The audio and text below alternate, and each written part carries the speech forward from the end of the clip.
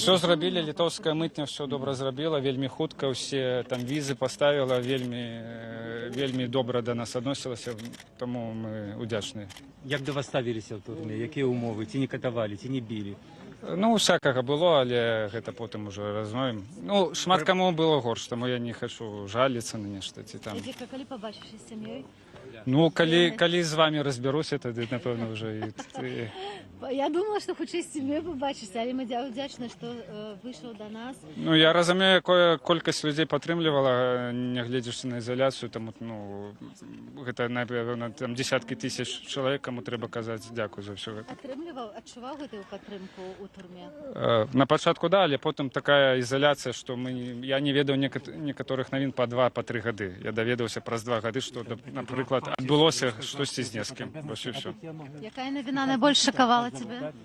У якім годзе? Ну, напэўна, пачатак вайны. Я быў у ШИЗА, выйшаў пачатак вайны ва ўкраіне, і гэта была, напэўна, адна з самых, ну, калі браць міжнародныя падзеі.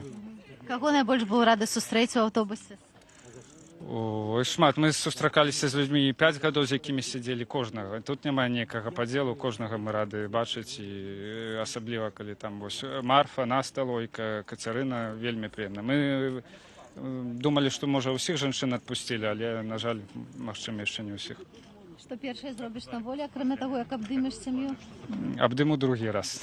І трэці, і пяты, і дзесяты. Зразумела. Дякую вялікі. Извините, можете представиться? Пальчис Эдуард.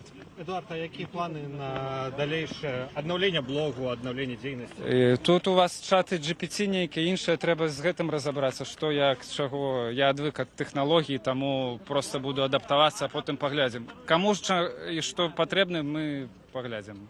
Таму калі гэта трэба будзе, можа і будзе нешта рабіць. Трэба будзе рабіць. Шмат патрэбаў ёсць. Людзі не спыніліся і змаганне працягваецца. Ну, я гэта рады, бо мы вельмі мала чаго. Мусім прапусціць, прабачце, акуратна, аўтобус, каб людзі маглі... О, бачыце? Рады бачыць. Потым паразмаўляеш. Бачыце, колькі сяброў тут? Мы нічога гэтага не ведалі. Хто, дзе, як, у якім стане, мы нічога гэта не ведалі до конца. Таму, я думаю, сюрпрызаў яшчэ шмат будзе. Што хочаш сказаць беларусам, якія таксама нас глядзяць зараз? Ну, што сказаць? Трымайцесь, трымайцесь. Таму я не думаю, што камусьці там вельмі лёгка, таму трымайцесь. А у тебя быў выбар з'ехаць альбо застацца? Ніхто ніякіх выбараў не рабіў, там проста прывезлі і ўсё. То бок нікога з вас не пыталі, ці хочаце застацца? Не, быў у другім фармаце, што калі вас адпусцяць, ці супраць вы, вось такім, а наконт заставацца не было. Ці памілоўку цябе прымушалі пісаць? Не. Ты не пісаў? Не. Нават не прымушалі. Нават не прымушалі. А прапагандысты прыходзілі?